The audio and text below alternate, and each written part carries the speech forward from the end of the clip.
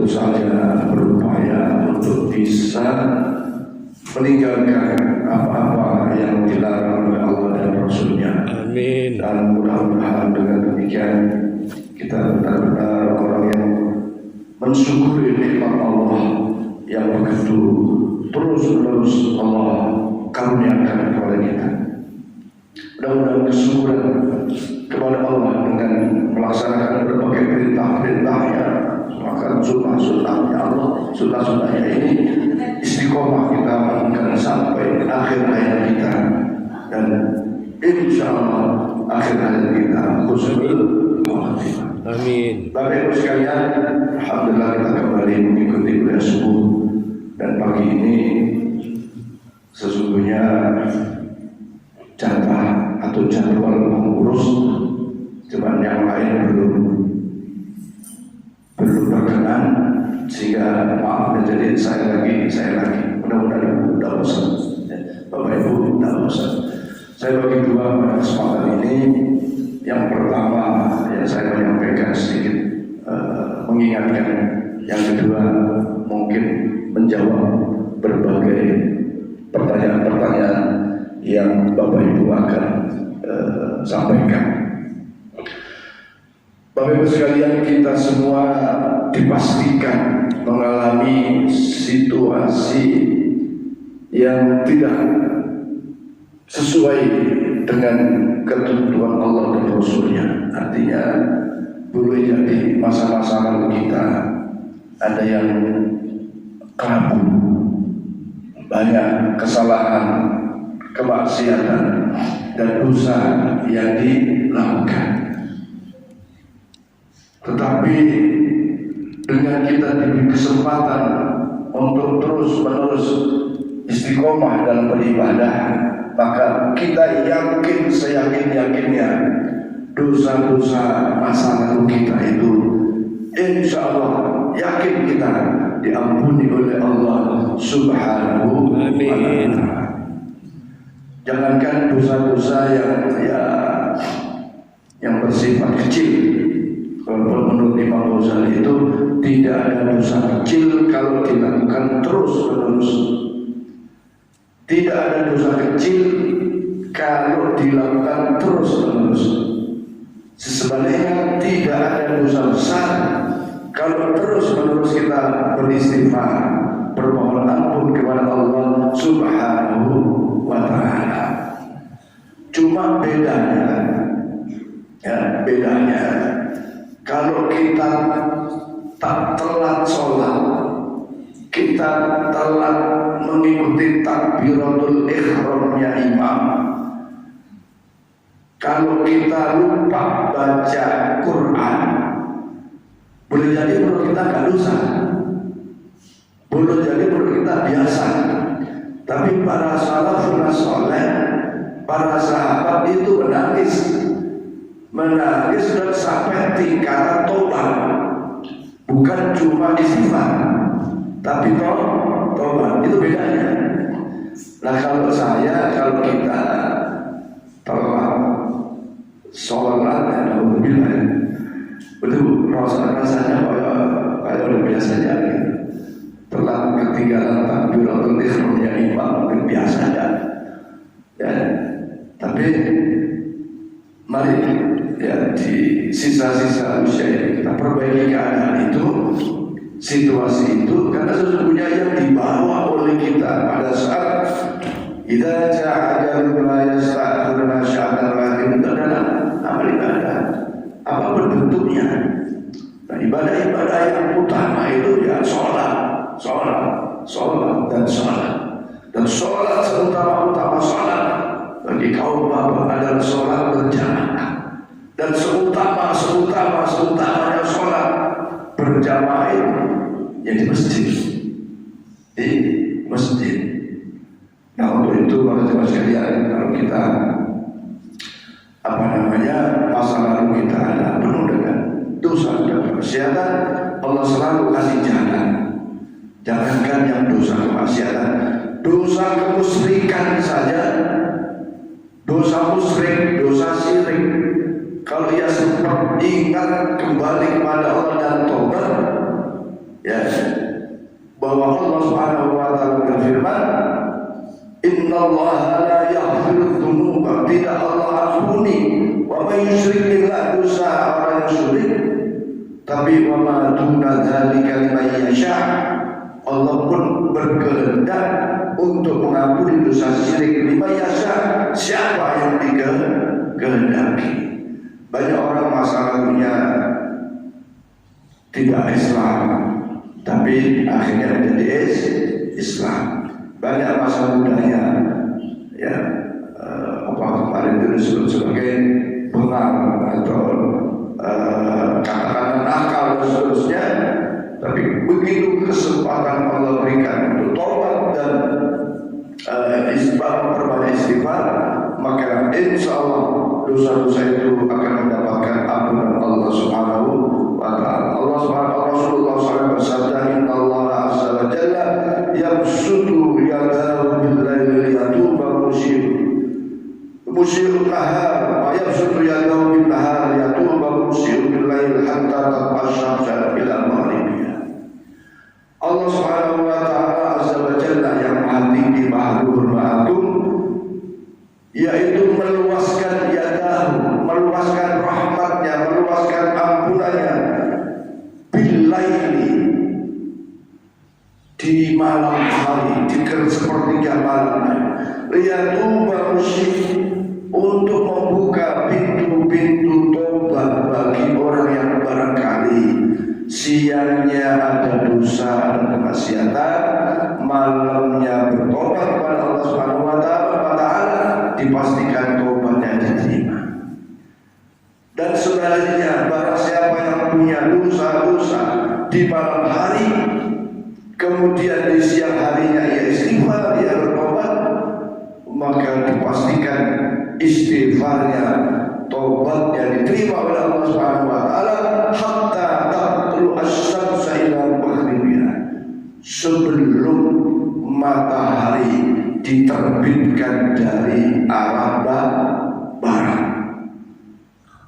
Maka ini keutamaan bagi kita umat Muhammad sallallahu alaihi wasallam yang barangkali dulunya sering telat sholat, dulunya sering ninggalin sholat dan seterusnya, banyak kemaksiatan dan dilakukan, maka pintu tobat terbuka atau selalu dibuka oleh Allah Subhanahu wa ta'ala dengan kekuatan, dengan keluasan rahmatnya. Maka insya Allah kita yakin, karena begini ada orang itu udah kandung jelek sekalian. Ada yang bilang tak apa-apa di neraka. Ada kita lihat baca di medsos itu udahlah kandung gitu kan. Ya, suatu ketika ibu-ibu di pengajian Masjid Abdul Jannah itu nanya, "Pak Ustaz, rasa-rasanya itu terngiang terus kesalahan, dosa itu pada perasaan saya. Padahal saya tuh sudah hampir setiap malam melakukan sholat tobat. Bagaimana caranya supaya perasaan dosa masa lalu itu tidak terngiang? Waktu yang bagaimana sholat tobat itu bisa dilaksanakan dengan sebaik-baiknya?" Para jamaah sekalian, kalau bicara soal waktu, tentu saja fi jawfil lail, di tengah malam, di keheningan malam, itulah yang utama. Ya, itu yang utama di dalam pelaksanaan sholat tobat. Sehingga Rasulullah SAW bersabda, "Yanzilu fi kulli sama'in dunya wa yunadi hal min mustaghfir, hal min ta'ib, hal min talib hajatin fa'unilhul mat'amin." Allah senantiasa turun rahmatnya di keheningan malam, ya, di keheningan, dan Allah seakan berkata, "Wahai hamba-hambaku, hal min mustaghfirin, siapa yang istighfar, hal min talib hajatin, siapa yang hal min ta'ib, siapa yang bertobat, dipastikan aku akan terima istighfarnya dan aku akan kabulkan tobatnya. Hal min talib hajatin, siapa yang punya hajat, punya keinginan, punya doa, punya berbagai macam hal. Faunirul maqalid, aku akan ijabah doa-doanya. Nah itu yang utama adalah di keheningan malam, sepertiga malam yang terakhir, kira-kira jam 2 sampai menjelang subuh. Nah sekali lagi Bapak-Bapak sekalian, mari kita ini senantiasa berucap innalillahi wa inna ilaihi raji'un. Kita kembali, kita datang dari Allah dan kembali kepada Allah. Pertanyaannya, pada saat kita dilahirkan oleh Allah dalam keadaan fitrah, dalam keadaan suci, kira-kira bagaimana kita kembali kepada Allah? Apa juga dengan suci, dengan fitrah? Ini yang sebagian pendapat, kalau orang kembali tidak dalam keadaan fitrah, Allah tak akan terima roh kepadanya. Ya, ini pendapat. Padahal roh itu adalah urusan Allah Subhanahu wa Ta'ala. Kulir roh, katakanlah sebagai roh itu amri Rabbi, itu adalah urusan Allah Subhanahu wa Ta'ala. Kita berharap lahir dalam keadaan fitrah suci, siapapun yang melahirkannya, maka kita berharap mudah-mudahan pada saat raji'un kembali kepada Allah dalam keadaan fitrah suci, berbagai kesalahan dan dosa kita diampuni oleh Allah Subhanahu wa Ta'ala. Barokah kita melakukan istighfar, melakukan tobat, termasuk barokah fadilah amalan-amalan sunnah kita, termasuk berjamaah dan mengikuti taklim-taklim yang ada. Mudah-mudahan seluruh dosa dan kesalahan kita masa lalu di hadapan Allah telah dihapus, dan insya Allah pada saat ajal tiba kita hadapi kematian itu dengan senang dan gembira, dalam artian kita husnul khotimah. Amin ya rabbal alamin. Untuk itu jangan pernah berhenti bertobat, beristighfar dalam keseharian kita. Maka setiap habis salat, astaghfirullahaladzim min kulli dzambin adzim, ya Allah ampuni segala dosa-dosaku ya Allah. Ini di sini sebagai ulama menjelaskan istighfar yang pertama itu dosa-dosa dalam sholat. Kok sholat dosa? Ya banyak.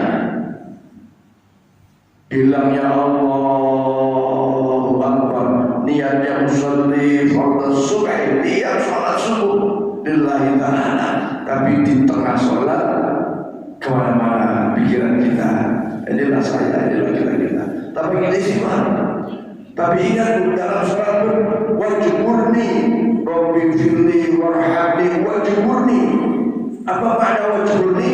Wajburni itu maknanya ya Allah tutupi kekuranganku. Kira-kira sholat kita banyak mana? Banyak. Apalagi kalau suatu ketika terjadi blank dalam sholat. Ya. Ini jadi imam ini ada yang blank, tapi blank itu jangan terus direndahkan. Nah, namanya juga manusia. Maka kita tetap Allah untuk melatih batin, suara batin. Kalau imamnya baca panjang, kita apa yang disebut Fatihah sudah dibaca. Yang kita lakukan apa? Mendengarkan. Idza qur'an fastami'u lahu wa ansitu la'allakum turhamun. Kalau ada Quran dibaca di dalam sholat, fastami'u, dengarkan, la'allakum turhamun, supaya dapat rahmat. Nah maka kalau bacaan panjang, ya terlalu pendek pun kalau subuh-subuh daerah juga ya, udah susah-susah bangun, bacanya pendek, ya. Maka batin ini Allah. Wajburni, lengkapi, sempurnakan ya Allah kekurangan-kekurangan. Maka istighfar pertama dalam sholat, astaghfirullahaladzim min kulli dzambin adzim, mohon ampun segala dosa, wa atubu ilaihi, aku bertobat kepada-Mu ya Allah. Mohon bertobat kepada. Bedanya kalau tobat itu ada syaratnya. Syaratnya yang pertama meninggalkan kesalahan, kedua membenci atas kesalahan, Yang ketiga, tidak mengulangi atas kesalahan. Ini syarat taubat. Ya, maka insya Allah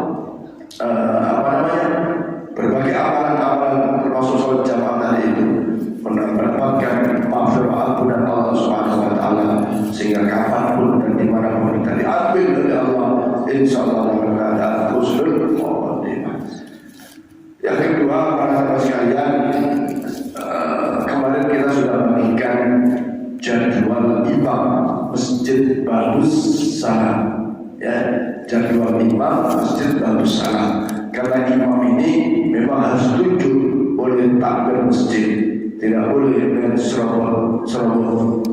Ya, karena kewajiban takbir masjid menetapkan imam-imam rawatib. Ada saya, ada Pak Haji Rudi, ada Pak Haji Sadikis, ada Pak Haji Surati, ada Pak Ibrahim, ada Pak Rodi Sidur, ada Pak Sutowo, ya, ada yang baru ini adalah ada Pak Sugianto, ada Pak Eko. Ya. Kita lakukan bergenerasi ada Pak Mahrani, ya. Ada Pak Wahir, Pak Sumari belum. Nah, ini mudah-mudahan berjalan dengan baik. Tapi kami memberikan satu ketentuan di dalam pelaksanaannya, ya, bahwa bacaan Quran itu minimal 3 hal pokok ini harus menjadi perhatian. Apalagi jadi imam, utamanya suratul Fatihah, baca surah Fatihah. Harus mendapatkan ibarat anak ujian itu nilainya 7 atau lulus, ya, lulus. Maka kunci dari membaca Quran kan tartil. Untuk memenuhi tartil ada 3 hal yang utama. Yang pertama, penuhi hak huruf, ya, penuhi hak huruf disebut sebagai makhrajul huruf. Bagaimana cara memenuhi hak huruf? Kalau hamzah jangan dibaca ain, atau sebaliknya kalau ain harus dibaca ain, jangan dibaca hamzah. Ini memenuhi hak huruf. Bismillahirrahmanirrahim. Alhamdulillahirabbil alamin. Ya. Alhamdulillahirabbil alamin. Salah kalau dibaca Alhamdulillahirabbil alamin. Beda. Alamin dengan alamin. Beda. Kalau kita sudah tahu begitu, maka harus penuhi haknya. Alhamdu, bukan alhamdu. Kalau alhamdu itu segala kehancuran, beda ya, jauh sekali. Alhamdulillah Rabbil Alamin, segala puji bagi kehancuran seluruh alam. Itu artinya kalau alhamdu, haknya dibaca ada. Nah, yang benar alhamdu segala puji bagi Allah Rabbul Alamin, Allah seluruh sekalian. Itu alam. Kalau alamin itu siksa, itu seperti sakit. Nah, penuhi haknya. Untuk bisa memenuhi hak-hak huruf atau makhrajul huruf, latihan. Maka di setiap malam Rabu pada maghrib di masjid ini, khususnya para imam-imam, terus dilatih bacaan Qurannya. Yang kedua, penuhi yaitu tajwid.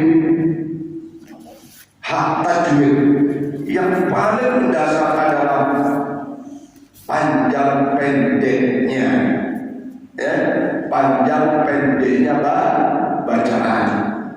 Maka ayo kita lihat kembali para imam di tulisannya itu, kalau ada huruf, ada alifnya, berarti itu dibaca panjang 2 harokat. Naqatallahi fasud, ya, bukan nakota, bukan na dalam surat Asy-Syams, ya. dilihat lagi itu Pak Wahid, dilihat lagi, jangan doma dibaca kasroh ya. Inna anzalna fi lailatul qadr, lailati bukan lailatul. Tapi yang kedua baru lailatul qadri khairun min alfi syahr. Ya, jadi dibaca, dilihat kembali tulisan-tulisannya, tulisan-tulisannya dibaca dilihat. Kalau nanti ketemu ada tanda panjang, itu tanda emak namanya, itu boleh dibaca sampai 6 halaman ya. Ada imam bacanya sami Allahu liman hamid, cepat pokoknya. Padahal di situ ada matnya, lafzul jalalah sami Allah gitu. Ada dikit antara 2 sampai 6 panjang hurufnya. Sami Allahu liman hamid. Ya. Jadi penuhi hukum tajwidnya, setidaknya panjang pendeknya ya. Kalau idghamnya, ikhfa'nya, iqlabnya dan lain-lain, idharnya itu ya harus diupayakan bisa. Tapi ya agak sulit kalau udah sepuh itu ya. Terus baca misalnya gitu, itu nanti gak lulus. Tapi sebagian besar ya alhamdulillah. Jadi diperhatikan itu. Saya sampaikan seperti Pak Sugianto, kita memang sudah ditunjuk dari imam, cuma disorot-sorot sini. Dan itu sudah kita berpuluh kali kita periksa Fatihahnya, termasuk surat-surat yang dibaca. Maka kita bilang udah surat ini saja yang dibaca, karena sudah didengar bacaannya. Dan insya Allah memenuhi kaidah 3 ketentuan utama di dalam membaca Quran, termasuk itu di rumah baca Quran, upayakan hak huruf dipenuhi ya. Kemudian tajwid panjang pendek juga dipenuhi. Nah, kemudian yang ketiga, di dalam rancangnya, di dalam lagunya boleh Quran dilakukan. Maka ada istilah ada ketentuan dalam bacaan itu qiraah sab'ah. Jadi tilawah bacaan itu ada 7 model bacaan. Nah, cuman model-model bacaan ini kalau dibaca dengan logat Jawa tetapi memenuhi kaidah hak hurufnya dan memenuhi kaidah tajwidnya, panjang pendeknya masih dibenarkan. Yang baca Quran yang tidak dibenarkan dalam sisi tilawah atau lagu itu kalau mengikuti lagu dangdut, lagu-lagu yang membawa kefasikan tidak boleh. Lagu-lagu yang misalnya lagu-lagu suasana, ini saya matikan, suasana gereja tidak boleh. Mentang-mentang dulunya suka menyanyi di tempat itu, begitu baca Quran dilakukan lagu itu tidak boleh. Tasawuf menyamakan dengan suara-suara kefasikan ya, tidak boleh. Tapi kalau hanya Jawa dan tidak menyalahi aturan tadi, maka itu bisa boleh. Karena setiap kita punya logat yang beda-beda, Nah, baca Quran yang haram, baca Quran yang dosa adalah sudah tahu hukumnya, sengaja disalahkan, yang salahnya itu bisa merubah arti. Kan tadi Alhamdulillah Rabbil Alamin, dia udah tahu bahwa alhamdu itu hak, dibaca alhamdu, dia tahu artinya. Kalau alhamdu segala puji, dibaca alhamdu, alhamdu, udah dikasih tahu, dia tahu sengaja dibaca itu dosa.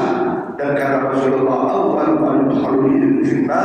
pertama kali kori masuk neraka itu kori itu ibadah. Udah tahu hukum bacaannya, sudah bisa melafalkan sengaja dirubah, maka ini menjadi dosa. Menjadi dosa. Dan saya yakin kita semua yang hadir tidak berniat merubah bacaan Quran, yang ada adalah kelemahan saya, kelemahan kita. Kalau para imam ini Bapak Ibu sekalian sudah paham itu, terus pelaksanaannya kesandung. Kesandung itu apa? Misalnya saya Rabbil Alamin, tidak begitu nampak airnya karena mungkin habis khutbah ya, atau tenggorokan ada sesuatu sehingga nggak keluar yang namanya kol-kolahnya ya. Kan kebanyakan itu begini Bu, yang salah ya. Ain dibaca zah, ini kebanyakan. Kemudian sa, kan alif ba ta, sa dibaca sa ya, sa. Summa bukan summa. Summa yaumaidin 'anil na'im, summa la tus'alunna. Lidahnya dijepit sama giginya. Summa bukan summa. Kalau dibaca summa dia salah dalam makhraj hurufnya ya. Maka itu banyak fa dibaca sin ya, sa fa dibaca sin, kaf qaf dibaca kaf, was-samaa'i wat-thariq, was-samaa'i wat-thariq, itu tetapi dibaca kaf. Dibaca ada lagi Allahu Akbar, Allahu Akbar, itu kan kaf. Allahu Akbar, tidak ada kol-kolan di situ. Yang ada adalah mahfuz. Allahu Akbar, beda dengan beda ya. Ada beberapa kebiasaan yang perlu dirubah di dalam baca Quran, yaitu tadi sin di asa dibaca sin, terus qaf dibaca kaf. Ada lagi yang zal, a'udzu dibaca za, a'udzu ya. Ada lagi Rabbana hab lana min azwajina, bukan zina. Kalau zina bermakna hiasan ya, jadi ada perubahan-perubahan yang harus kita perbaiki. Dan sekali lagi, kalau dalam proses belajar itu mendapat pahala untuk merubah bacaan-bacaan. Tapi kalau sengaja membaca salah akan dosa. Nah imam karena begitu, termasuk saya, karena begitu harusnya ain ghairil maghdubi alaihim dibaca alaihim seperti yang benar pada salah. Dan yang demikian insya Allah bisa dimaklumi. Termasuk lupa ya, jangan terus diomongin jelek ya. Gak gampang loh, kadang-kadang itu gak gampang. Di luar itu udah apa? Di luar sholat sudah apa? Begitu jadi imam kadang bisa blank. Jangan dicemooh, jangan didoain. Ada contoh nyata. Ini karena kalau dilihat ya, bahwa ada imam masjid kita isya salah, lupa. Akhirnya kita batalkan sholatnya, kita sholat baru.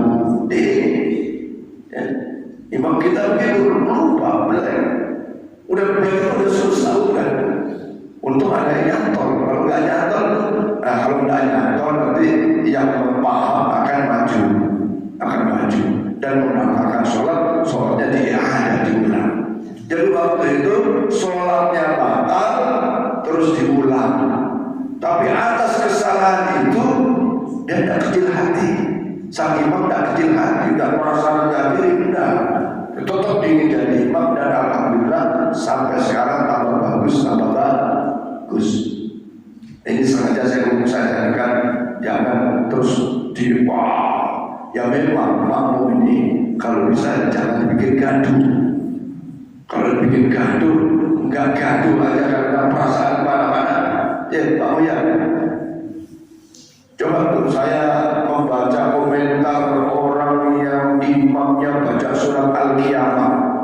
Surat Al-Qiyamah itu 40 ayat dibaca dengan suara yang sangat merdu, enak. Tapi komentarnya itu Masya Allah, imam jangan beli ayat. Banyak jamaah yang sembuh ini di medsos ya, di internet ya. Banyak yang komentarnya negatif. Padahal persoalannya tidak bikin apa-apa. Padahal bacaan Quran yang paling banyak fadilahnya, pahalanya adalah ketika sholat. Nah untuk itu yang lain imam-imam kalau maghrib nggak usah banyak-banyak suratnya, ya. Karena kadang-kadang berisik.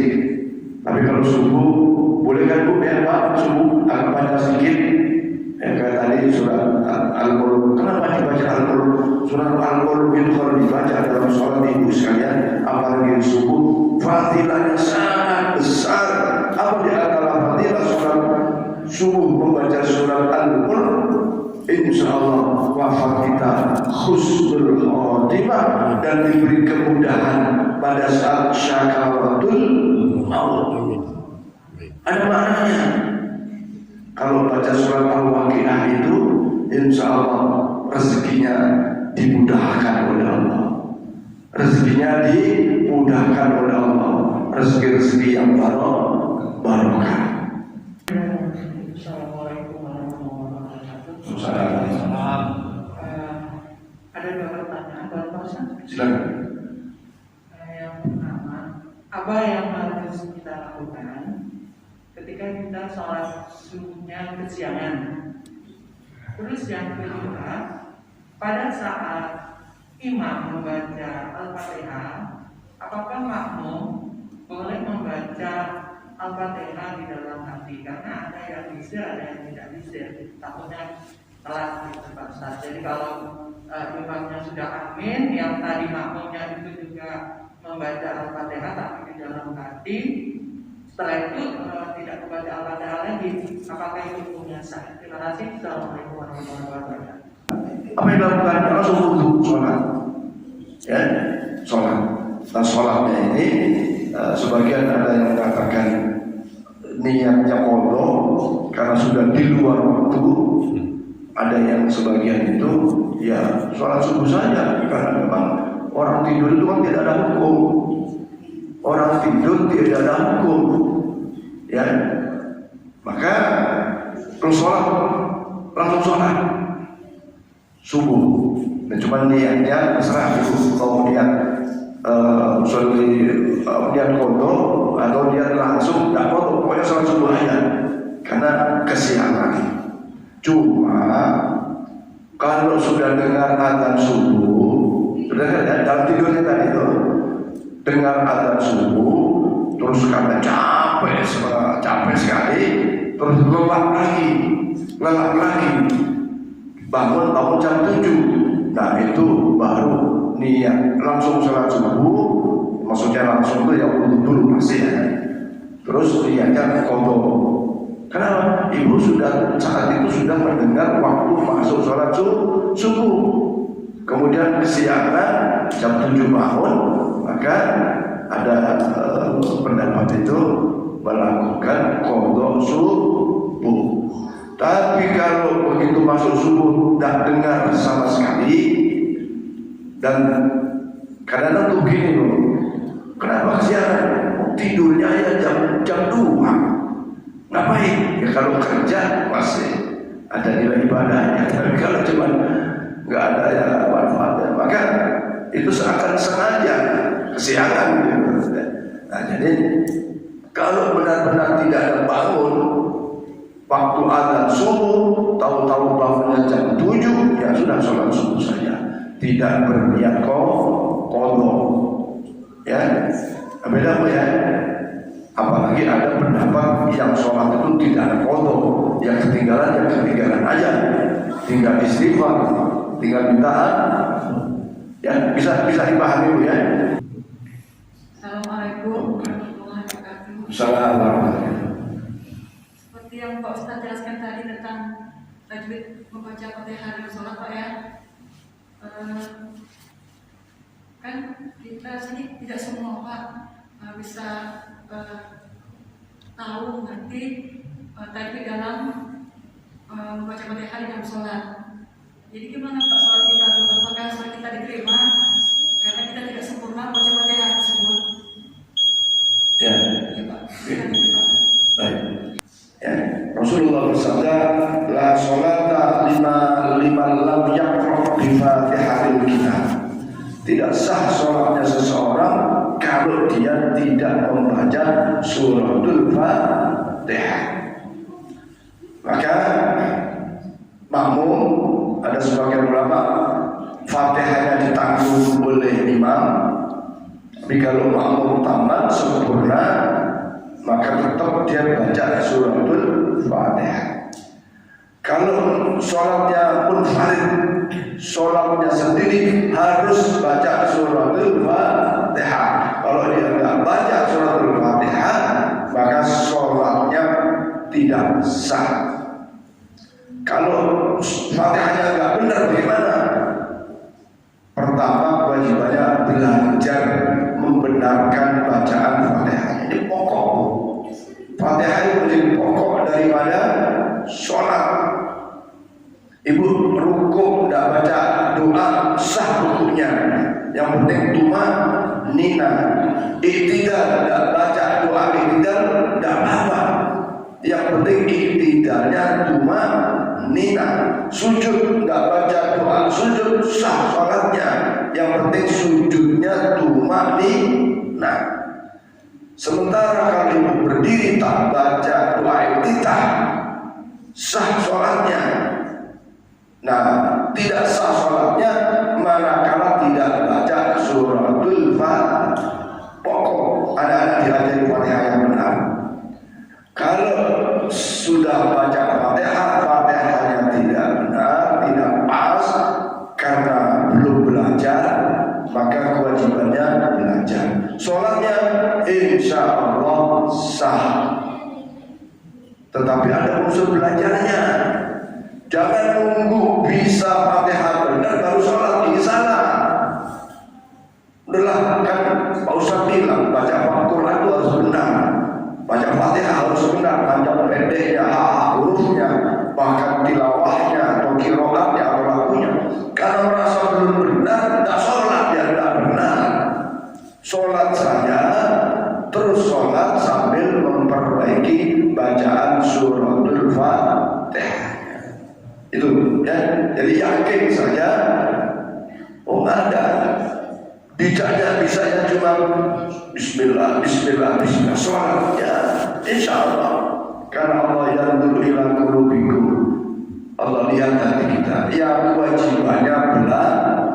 Sholatnya itu niat nggak bisa apa nggak bisa, yang bisa Allah, Allah, Allah, insya Allah diterima. Kenapa? Sudah ada niat keinginan untuk sholat. Niatnya nggak bisa, ya sudah ikut saya. 10 rakaat, tuh maghrib 3 rakaat jangan dibalik nanti. Maghribnya 2 rakaat, subuhnya 3 itu salah. Ya, saya kira jelas bahwa ibu itu yang baca Fatihahnya tidak benar, maka kewajiban pertamanya adalah belajar suratul Fatihah. Kemudian sholatnya terus sholat, dan insya Allah sholatnya diterima oleh Allah. Sesungguhnya Bapak Ibu sekalian, di dalam setiap amalan itu ada syarat dan rukunnya. Apa saja? Ya, ibu mau beli ada syaratnya, punya duit. Ibu mau sholat ada syaratnya, wudhu ada syaratnya, mau nikah ada syaratnya, dan seterusnya. Mau utang pun ada syaratnya, betul kan? Nah, soal diterima dan tidak kita tawakal kepada Allah Subhanahu wa taala sambil memperbaiki syarat-syarat sholat, syarat-syarat apa rukun-rukun sholat. Saya kira demikian. Wallahu a'lam bishawab. Al-Fatihah. A'udzubillahi minasyaitonir rajim.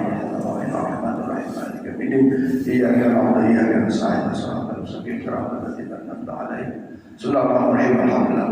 Allahumma salli ala sayyidina Muhammad wa ala ali sayyidina Muhammad nabiyika wa nabiyyika wa rasulika nabiyil ummi wa ala alihi wa sahbihi. Allahumma ighfir lana dhunubana wa liwalidayna warhamhum kama rabbayana shaghira. Allahumma rabbana zidna 'ilman nafi'an wa 'amalan shalihan mutaqabbala rizqan wasi'an mubarakan halalan thayyiban.